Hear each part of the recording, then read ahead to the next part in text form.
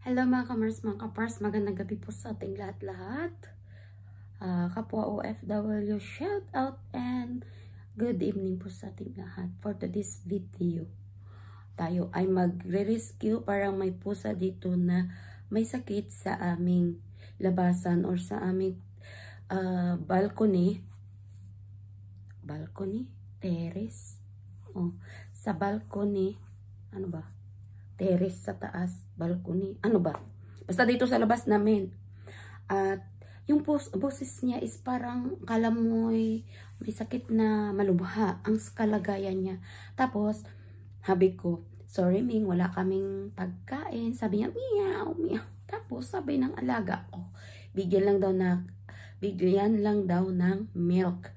So, ngayon, bala ko sanang buksan yung sliding screen para bigyan siya ng gatas kasi wala talaga akong mabigay sa kanyang pagkain. Alam nyo ba, kawawa siya. Nag-antay umatras ng konti at parang nag-aabang talaga ng pagkain or sa taong pusong may magandang kalooban na papakainin siya. So tara mga kamars, tignan nyo po. Ayan siya mga kapars, oh, white. Para kagaya ng pusa ni Sissy Mars. Ayan siya, ayan. Nasa screen. So, meron ako dito milk.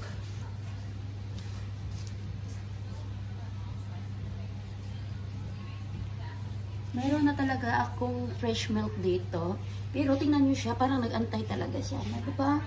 Ayan, Miming. Ay, one eye. Nabulag na yung mata mo. Excuse me, Miming. Ay, Ming, baka kasi pumasok ka sa bahay eh. Wait lang. Pasap na. Don't come inside. I will give you just... No. Go. Ay, Diyos ko, Lord. Natakot ako baka makagat. Baka kasi kasi hindi naman to na lagyan ng injection. Kagaya ng aming pusa dito. Parang gutom na gutom siya, oh. Sorry lang kasi alam ko hindi yata pwede to ang mga milk sa kanila. Pero tagalabas naman siya. Lagyan na lang natin at bibigyan ng magandang milk. Ayan lang yung ang kaya kong maibigay for now sa kanya kasi wala talaga ditong pagkain na maibigay sa kanya. Ayan lang. Ayun oh. Gutom na gutom si Mingming. Tignan natin, labas natin ang ating camera para clear at walang sagabal na screen. Hi Ming! How are you, Mingming? Ming, wait lang Ming ah. Bakit hindi na-on ang flash? Ayan na siya, oh. Gutom na gutom, tapos madumi pa yung kanyang katawan. Alam ng mga pusa kung saan sila pupunta pag kailangan nila mga pagkain.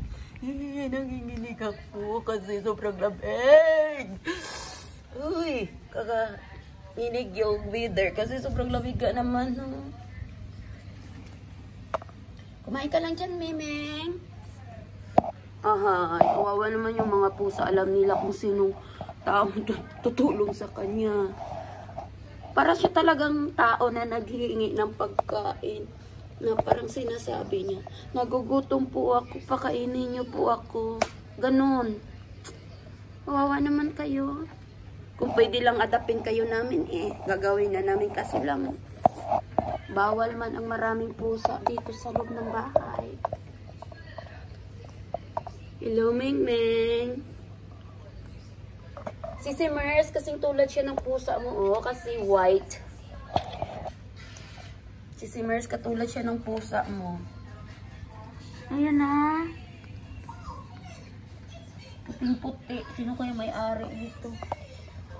Siguro malayo ito yung pinanggalingan niya kasi may dumi, oh.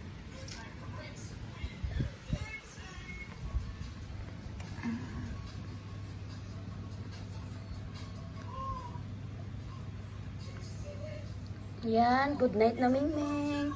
Parang gutom na gutom talaga siya.